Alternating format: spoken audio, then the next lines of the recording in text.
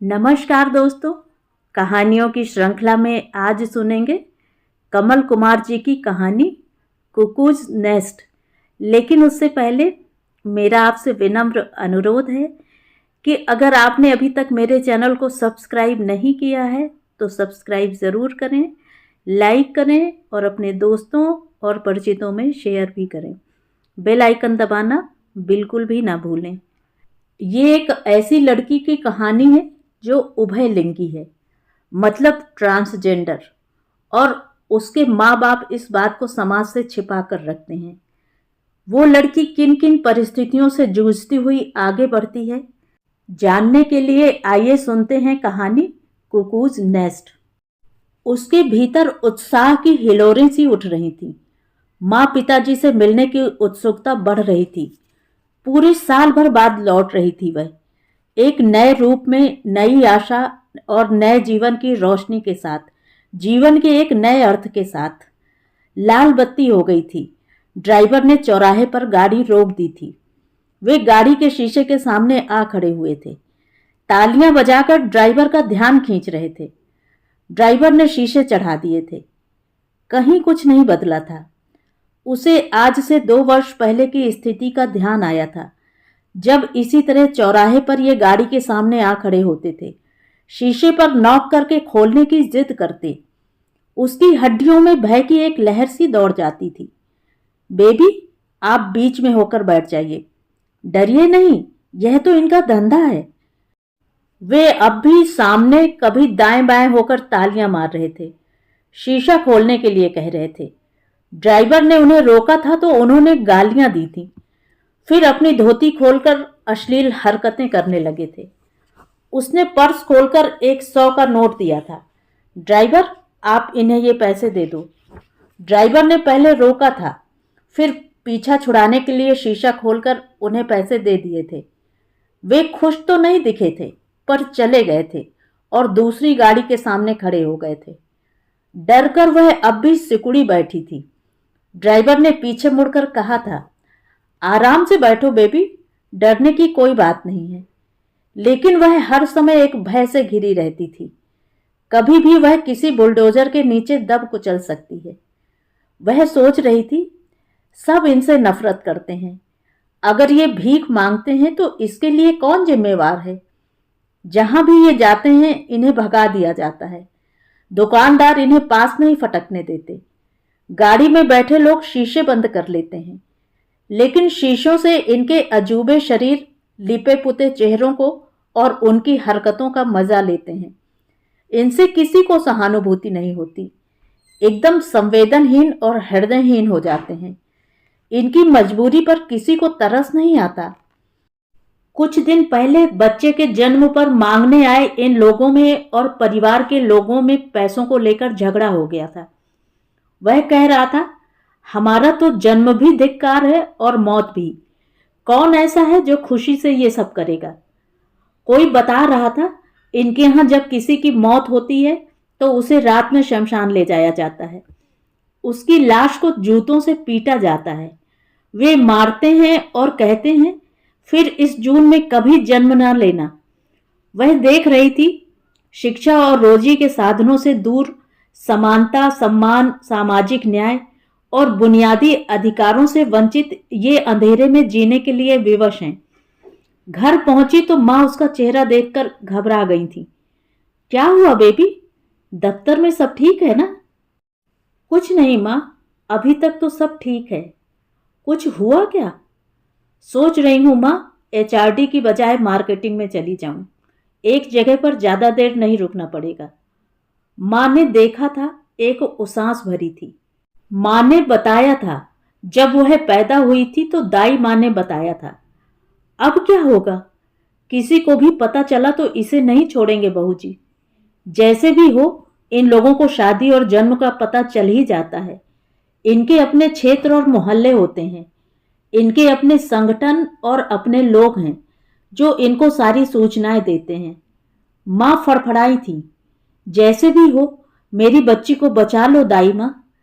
दाई माँ घर में ही रहने लगी थी। उसका कोई आगा पीछा नहीं था। उसको भी ढलती उम्र में सहारा मिल गया था। समय गुजर रहा था, वह बड़ी हो रही थी। कहीं भी किसी को भनक न लगे, पिता बार बार ट्रांसफर लेकर एक से दूसरे शहर में चले जाते। कई बार एक ही शहर में कई कई बार मकान बदल लेते। लगता था कभी भी हमारे पैरों के नीचे से जमीन धसक सकती है। छोटी कक्षाओं की पढ़ाई तो स्कूल में ही हुई थी। 9वीं के बाद की पढ़ाई प्राइवेट तरीके से पूरी की। पढ़ाई में बहुत अच्छी थी, हर कक्षा में प्रथम श्रेणी में पास होती थी। बीए किया और एमबीए भी किया, नौकरी भी लग गई थी। तो भी भीतर भय का अंधेरा सा घिरा रहता था। पड़ोस के घर में लड़का पैदा हुआ था। लड़के के जन्म की खुशी में जश्न हो रहा था। ढोल बजाते नाचते गाते ये लोग बच्चे को दुआएं दे रहे थे। दूसरों के जन्म पर खुशी मनाने वाले ये लोग अपने जन्म पर आंसू बहाते होंगे अकेले में। उसे माँ और पिता ने बचाकर रखा था। माँ समझाती, कुदरत है बेटा, किसी का वश नहीं, पर अपनी जिंदगी को इज्जत और मान सम्मान से जीने का हक तो सबको है बेटा। शरीर में दूसरी कमियों के साथ भी तो बच्चे पैदा होते हैं, वे भी अपनी भरपाई पढ़ लिख कर पूरी कर लेते हैं। माँ ने बताया था, दादा की हवेली में खानसामा हिजड़ा ही था जो पूरे समय उनके साथ ही रहा। सब उसको पूरा सम्मान देते थे। तेरा तो जन्म से ही पता चल गया, कईयों का तो पता भी नहीं चलता। बड़े होने लगते हैं तब उनके हाव भाव बदल जाते हैं। इन पर जैसे ही इनकी नजर पड़ती है, वे इन्हें किसी न किसी तरह ले जाते हैं। कुछ तो अपने आप ही उनके पास चले जाते हैं, क्योंकि समाज से कटा हुआ जो महसूस करते हैं अपने आप को। तू बेटी पढ़ लिख कर अपने पैरों पर खड़ी हो, भगवान तेरी रक्षा करेंगे। उसने मार्केटिंग का ही चुनाव किया था। एक से दूसरे शहर में जाना होता है, आम लड़कियां इसके लिए तैयार नहीं होती थीं। उसे आसानी से यह जॉब मिल गई थी। माँ ने कहा था, सोमवार का दिन शुभ होगा, इसी दिन ऑफिस ज्वाइन करना। भगवान शिव तो अर्धनारीश्वर हैं, तुझे आशीर्वाद देंगे। उसने वैसे ही किया था। माँ के साथ शॉपिंग की और फिल्म देखी। सोमवार को ऑफिस चली गई थी। उसके विभाग में भी कई लड़कियां थीं। काम के घंटे लंबे थे। विवाहित लड़कियों के लिए देर तक रुकना या ऑफिस से बाहर जाना समस्या थी। वह खुशी से उनका काम भी कर देती थी। आप जाओ घर और अपने बच्चे देखो, मैं तो देर से भी जाऊंगी तो पका पकाया खाना मिलेगा। ढेर सारा माँ पिताजी का प्यार भी। विभाग में सभी उससे खुश थे। उसे दूसरे शहरों में भी जाना होता था। ड्राइवर स्टेशन छोड़ने आया था। पानी की बोतल और माँ का पैक किया खाने का थैला देकर चला गया था। अपना ध्यान रखना और पहुंचते ही फोन कर देना। ठीक है। ट्रेन चले अभी कुछ ही समय हुआ था। ट्रेन रेल की पटरियों पर भाग रही थी। तभी अचानक ट्रेन रुकी थी। वहां कोई स्टेशन नहीं था। लोग अटकलें लगाने लगे। ट्रेन क्यों रुकी? शायद किसी ने चेन खींच दी थी। तभी डिब्बे में भड़भड़ाते रंग बिरंगी साड़ियां पहने, चेहरे पर रंग पोते ढोलकियां लिए 6-8 लोग डिब्बे में चढ़ आए थे। उनको देखकर सवारियां घबरा गई थीं। कुछ औरतें चिल्ला पड़ी थीं, पर वे 3-4 खाली सीटों पर बैठ गए थे। सवारियों में खलबली मच गई थी। वे हिड़ हिड़ हंसते, हाथ नचाते बैठे रहे थे। उनके साथ एक 15-16 साल का लड़का भी था, जो जंगल में खोए हिरण सा गुमसुम आंखें झपका रहा था। वह इधर उधर देख रहा था। हाव भाव से, शक्ल सूरत से वह किसी अच्छे घर का लग रहा था। इनके साथ ये कैसे आया? उसे सोचकर पसीना आ गया था। क्या इसका अपहरण हुआ था या इनकी बातों में बहकर आ गया था? एक ने गले में ढोलक डाल ली और थाप देनी शुरू कर दी थी, और दूसरे ने फिल्मी गाना शुरू किया, और तीसरा हाथ पैर चलाकर नाचने लगा था। गाड़ी चल पड़ी थी। सवारियां परेशान थीं। टीटी आया। उसने उनसे उनका टिकट मांगा था। उन्होंने टीटी की तरफ देखकर भद्दा इशारा किया था। हमारा कोई टिकट नहीं होता। तो गाड़ी में कैसे चढ़ गए? जाना था इसलिए चढ़े बाबू, इतनी दूर पैदल तो नहीं जाएंगे। हमें कुवक्कम के मेले में जाना है। भगवान जी की शादी होगी, खुशियां मनाएंगे। ये लड़का ब्यूटी परेड में अव्वल आएगा। उन्होंने उस लड़के के चेहरे को ऊपर उठाया था। इस डिब्बे में सीटें रिजर्व हैं, आप इसमें नहीं बैठ सकते। क्यों नहीं बैठ सकते? सरकार हमें राशन कार्ड देती है क्या? पर हम अन्न तो खाते हैं ना। सरकार हमें पहचान पत्र देती है क्या? वोट देने देती है क्या? पर हम इसी देश में रहते हैं ना, इसी देश के नागरिक हुए ना। सरकार पहले हमें दूसरों की तरह जाने समझे तो हम भी दूसरों की तरह टिकट ले लेंगे। टीटी के बहुत कहने सुनने पर भी वे टस से मस नहीं हुए थे। टीटी ने सुपरवाइजर को बुलाया था। सुपरवाइजर ने उन्हें समझाया था, इस डिब्बे में सीटें रिजर्व हैं, आप लोग यहां नहीं बैठ सकते। फिर बिना टिकट के आप कैसे ट्रेन में चढ़ सकते हैं? वे हंस रहे थे। तुम हमें क्या समझाते हो? हम टिकट ले सकते हैं पर नहीं लेंगे। बाबू, हमारे पुरखे राजा के खासम खास थे, जमीन जायदाद के मालिक, सिर पर पगड़ी बांधते थे। उसने तड़ी मारी थी। दूसरा बोला था, बाबू हम तो अर्धनारीश्वर भगवान शिव के अवतार हैं, समझा क्या? उसने उस खोए हुए से लड़के को झचकोर कर उसके सामने खड़ा किया था। यह बृहन्नला है। वे सब मिलकर बीड़ी जलाइले पर नाचने लगे थे, खड़े होकर ठुमके लगा रहे थे। सब परेशान थे पर क्या किया जाए किसी की समझ में नहीं आ रहा था। उनकी आवाजें हथौड़ों की तरह उसके दिल और दिमाग पर चोट कर रही थी। एक ने रुककर लड़के की तरफ इशारा किया था। यह मेरी बेटी है, अगले महीने इसकी शादी करेंगे। जानते हो बाबू दूल्हा कौन है? वे ताली मारकर हंसा था। बड़ा आदमी है, आपकी बिरादरी का है। उसने उस लड़के के चिकने चेहरे पर हाथ फेरा था। लखनऊ घराने का है यह। देखो तो कैसा नाजुक है, कमर की लचक देखो। चल बे, बाबू को कमर की लचक दिखा, लगा ठुमका। बाबू, नैन नक्शा देखा है इसका, है ना एक क्लास। अरे बाबू, एक बार इसका ब्याह हो गया तो तुम्हारी औरतों से ज्यादा वफादार रहेगा। अरे बाबू, इनकी वफाई को लेकर तो चाकू छुरियां गोलियां तक चल जाती हैं। पिताजी तब लखनऊ में थे। हम शाह जी की हवेली में बुलावे पर जाया करते थे। उनकी 2 बेगमें हवेली में ही रहती थीं, लेकिन एक चिकनी चुपड़ी लड़के नुमा औरत भी उनकी बेगम ही कहलाती थी, जो दूसरी हवेली में रहती थी। घर के सारे त्योहारों में वह शामिल होती थी। शाह साहब उसका विशेष ध्यान रखते थे। वह भी शाह पर जान छिड़कती थी। वे बीमार हुए तो दिन रात उनकी सेवा की थी उसने। जिसने जहां जिस वैद्य के पास कहा उसके पास ले जाती और उनका इलाज करवाया था। शाह ठीक हुए तो वह अजमेर के दरगाह पर अपनी मन्नत पूरी होने पर गई थी। वहां की बड़ी कोठियों, हवेलियों के मालिक और दूसरे रईस जादों की जीवन शैली का यह हिस्सा था। समाज में भी इसकी स्वीकृति थी। कुछ रईस जादों के यहाँ ये रसोइये थे, बहुत सम्मान के साथ रहते थे। कहीं पर इन्हें वे अपनी पत्नियों की सुरक्षा में भी रखते थे। चले जाओ बाबू, अपनी ड्यूटी देखो, अब हम आराम करेंगे। वे खाली सीटों पर ऊपर नीचे जहां जगह मिली टिक गए थे। वह अपनी सीट पर सिमटी बैठी थी। उसकी नजर उस खोए हुए से लड़के पर टिकी थी। उसके कानों में उसकी दर्दनाक चीखों की आवाजें गूंजने लगी थी। ये लोग बेसहारा असहाय छोटे लड़कों का अपहरण करके या उन्हें बहला फुसलाकर ले जाते हैं। उनका लिंग काटकर उन्हें अपने गिरोह में शामिल कर लेते हैं। पिता की पोस्टिंग छोटे शहर में थी। यहाँ थोड़ी निश्चिंतता थी, तो भी माँ पिताजी हमेशा दुश्चिंताओं से घिरे रहते थे। स्कूल जाती तो माँ या पिता छोड़कर आते, वापसी पर भी अपने साथ ही घर लेकर आते। वह भी बड़ी हो रही थी। पड़ोस में ही एक लड़का था, उसकी ही उम्र का था, उनके साथ खेलता था।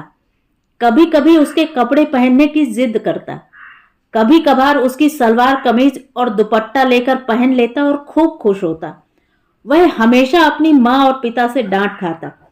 पढ़ाई न करने पर उसे मार भी पड़ती थी। 1-2 बार लड़कियों के कपड़े पहनने पर उसकी खूब धुनाई भी हुई थी। एक दिन स्कूल से घर पहुंची तो मोहल्ले में शोर मचा था। कल से वह लड़का घर से गायब था। कल शाम को घर से बाहर गया था, लौटकर नहीं आया था। उसके घर में माँ और पिता आपस में लड़ रहे थे। माँ कह रही थी, तुम ही उसे मारते थे, फेल हो भी गया था तो क्या हुआ, अगले साल पास हो जाता। अब ठीक है, बच्चा घर से ही चला गया, जाने कहाँ होगा। माँ सुबक रही थी, पिता परेशान थे। उसका बड़ा भाई उसे सब जगह देख आया था, रिश्तेदारों और दोस्तों के यहाँ भी पता लगा लिया था। लड़के का कहीं कुछ भी पता नहीं चला था।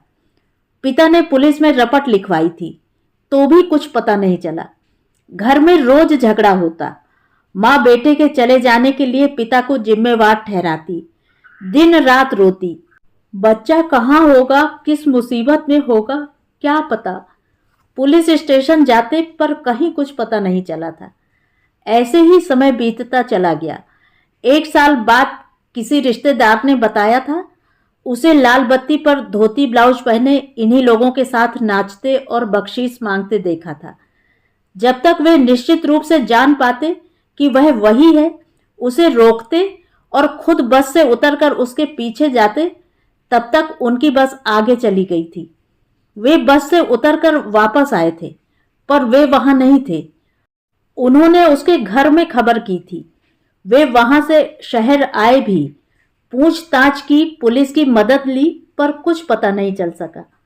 बहुत बाद में पुलिस की खोज खबर में पता चला था, उसे वही लोग बहला फुसला कर ले गए थे। वह इन्हीं लोगों के साथ रहता था, लेकिन लड़के के लिंग काटने से वह बहुत बीमार हुआ था और वह उसी में चल बसा था। बहुत पहले ब्रिटिश सरकार ने लिंग काटने पर पाबंदी लगाई थी, तो भी हिजड़ों में लिंग काटने की प्रथा चली आ रही थी। लिंग कटे हिजड़ों का उनके बीच ज्यादा सम्मान था। पहले जब वे नौकरी के लिए राजा रईसों और रजवाड़ों में जाते थे, तो कांच के बर्तन में रखा लिंग प्रमाण के तौर पर अपने साथ लेकर जाते थे। हिजड़ों का मानना है कि लिंग काटने के बाद उनकी देह निखर आती है, उनके चेहरे पर चमक आ जाती है, शरीर पर से उनके बाल झड़ जाते हैं और उनकी छोटी छोटी छातियां भी उभर आती हैं। बड़े घरों में जमींदारों और रईसों में इन्हीं की मांग ज्यादा थी। हमारे यहाँ ये इस्लाम संस्कृति का हिस्सा रहे हैं। मुसलमान बादशाहों के परिवारों के ये सबसे अधिक विश्वसनीय नौकर होते थे। ये रईसों की युवा लड़कियों, राजाओं की राजकुमारियों की सुरक्षा के लिए भी उनके साथ रहते थे। उसने फ्रेंड लोइस वेनरन के संस्मरण में पढ़े थे तो जाना था, कुछ बदनसीब पैदा ही इस विकृति के साथ होते हैं, पर उनमें भी अधिक बदनसीब वे हैं जिनका ये लिंग काट देते हैं। इस दुनिया के भीतर इनकी एक अपनी दुनिया है। यहाँ के कानून वहां नहीं चलते। असहाय लोगों के दर्द को कौन समझेगा। उसे फिर से कस्बे के उस लड़के की याद आई थी। पढ़ने में कमजोर था, हमेशा डरा सहमा रहता, दूसरे बच्चों से अलग थलग था। 12वीं की परीक्षा में फेल हो गया था और घर से भाग गया था। बहुत खोज खबर करने पर भी उसका पता नहीं चला था। पुलिस में भी रपट लिखवाई, पर कुछ नहीं हुआ। अचानक एक दिन रात के अंधेरे में वह बदहवास घर लौट आया था। उसने बताया था कि किस तरह वे इसे हेर फेर कर अपने साथ ले गए थे। उसे ताले में बंद रखा, रोज डराया धमकाया गया कि जो वे कहेंगे वह वही करेगा। उसे लड़कियों के कपड़े पहनने को दिए और उसे बताया गया कि उसे कैसे चलना है, कैसे ताली मारनी है, आगे से साड़ी का पल्लू कब और कैसे हटाना है, किन हालात में कच्छे पर पहनी साड़ी को उतारना है। उनके साथ वह कई दूसरे कस्बों और शहरों में गया। वे कहते थे कि उनके लिए वह खूब भाग्यशाली सिद्ध हो रहा था। वे उसे खूब लाड़ लड़ाते और खाने पीने को देते और नए कपड़े देते। कुछ दिनों तक घर में उसकी खूब खातिर हुई और एक रात 4 लोग उसे अपने साथ एक खाली घर में ले गए थे। वे किसी के आने का इंतजार कर रहे थे। वह वहां रहकर जो देख और सुन चुका था, उसे सोचकर उसकी धड़कन तेज हो गई थी। वह जान गया था कि अब वे उसके साथ क्या करने वाले थे। उस अंधेरे कमरे में टटोलता हुआ वह दीवारों के साथ चल रहा था। कहीं कोई दरवाजा, कोई खिड़की हो तो। उसने महसूस किया कि उस कोठरी में एक तरफ छोटा सा आला जैसा था जिसमें ईंटें फंसी हुई थी। उसने जैसे तैसे वे ईंटें हटाईं, सिर बाहर निकाला और बिल्ली की तरह जिस्म को सिकोड़कर वह बाहर कूद गया था। पता नहीं वह कहाँ था और वह कौन सी जगह थी, पर वह अंधेरे में भागता रहा और सुबह होने तक दूर निकल गया था। वहां से पूछता हुआ किसी तरह बस में बैठकर अपने घर पहुंचा था। घर के लोग खुश भी थे और भयभीत भी। लड़के ने कहा था कि वे उसे छोड़ेंगे नहीं, कैसे भी हो ढूंढ निकालेंगे, जैसे भी हो उसे बचा लो। वह पिता के सामने सुबक रहा था। पिता ने उसे उसके चाचा के पास दूसरे शहर भेज दिया था।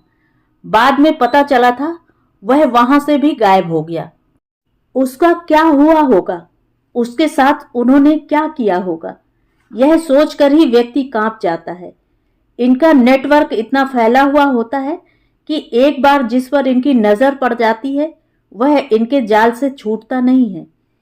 अपने भीतर जिस गहरे ताप को उसने और उसके परिवार ने सहा है, उसकी छटपटाहट उसे व्याकुल कर देती थी।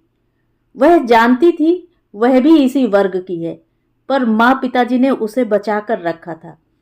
पर उसके जीवन की विषमताओं और वहां होने वाली क्रूरताओं के बारे में वह पढ़ सुनकर जान चुकी थी। लिंग काटने की उनकी प्रक्रिया कितनी भयावह होती है। बिना किसी डॉक्टरी सुविधा के तेज चाकू के एक ही वार से काट दिया जाता है। उसके 4 लोग हाथ पैरों को पकड़े रहते हैं।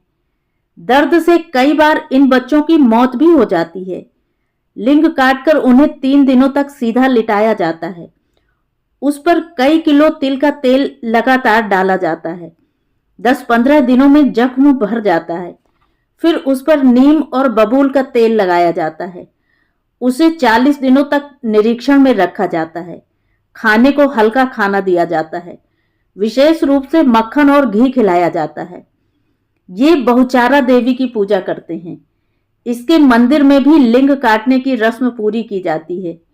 मंदिर के बाद दरवाजों के भीतर उस लड़के को फूलों से सजाया जाता है, हार पहनाए जाते हैं, उसे साफ सुथरे कपड़े पहनने के लिए दिए जाते हैं। ढोल और बाजों गाजों की आवाजों के बीच कमरे में राख बिछाई जाती है। उस पर उसे लिटा दिया जाता है और 3-4 लोग हाथ और टांगें पकड़ लेते हैं।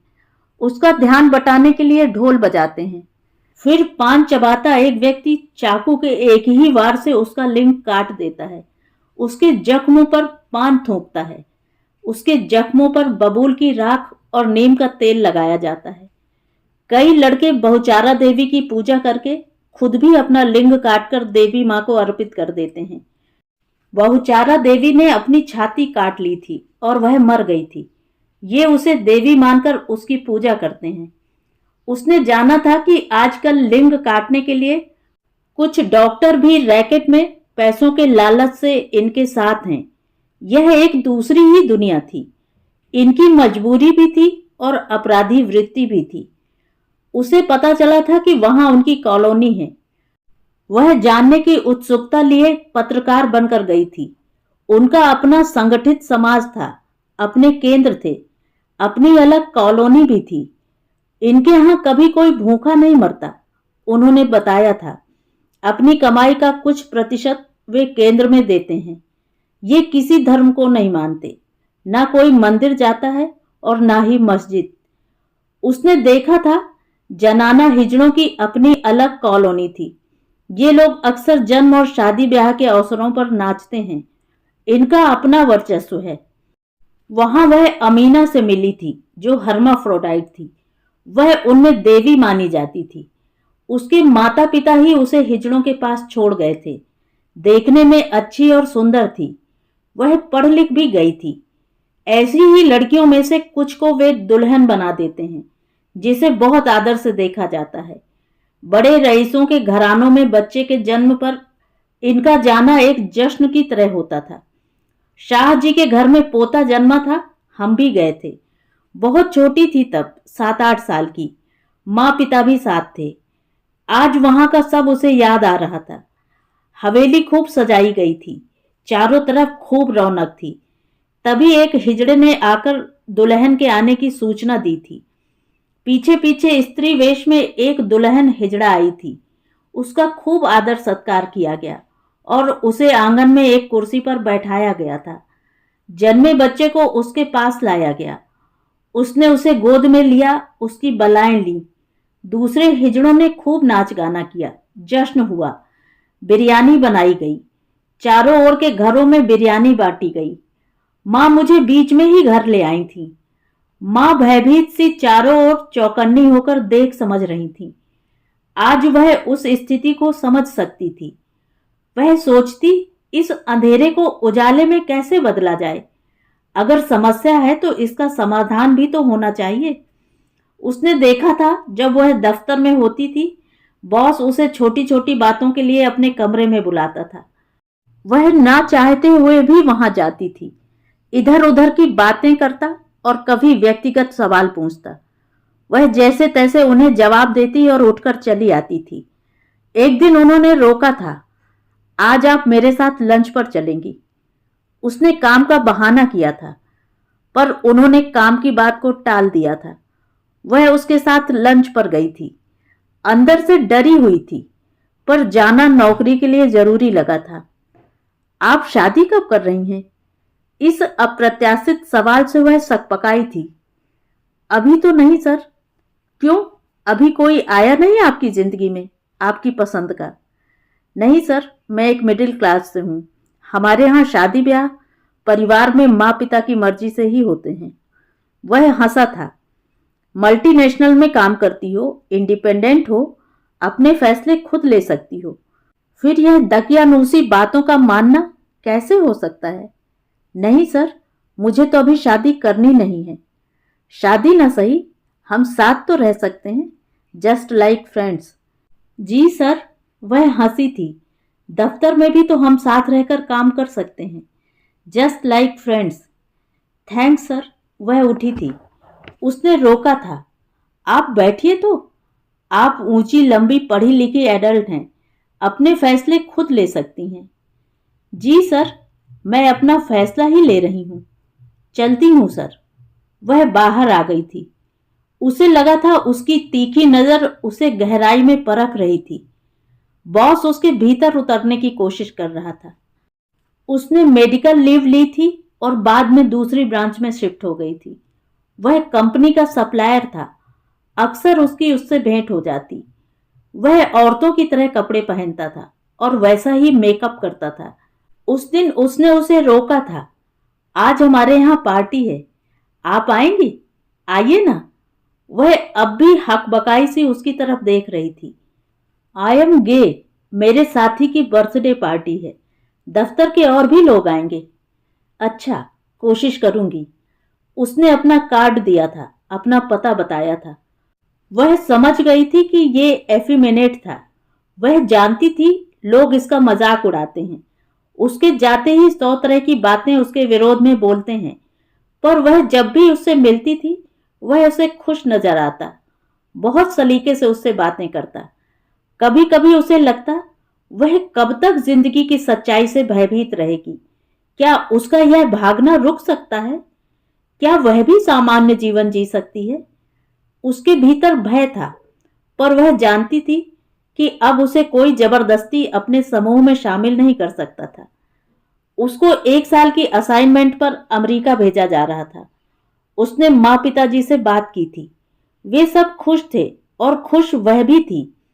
उसे पता था विकसित देशों में सर्जरी कर इस दोष के साथ पैदा हुए बच्चों को ठीक कर दिया जाता है। वहां पर ये लोग सभी जगहों पर दूसरे लोगों की तरह काम करते हैं। सामाजिक रूप से उन्हें ऐसा अनादर और अपमान नहीं सहना पड़ता। लेकिन हमारे समाज में इनके साथ हो रहा अन्याय कब और कैसे रुकेगा? सब तैयारी हो गई थी। रात की उसकी फ्लाइट थी। वह चली गई थी। वह अपने मिशन में सफल होकर लौटी थी।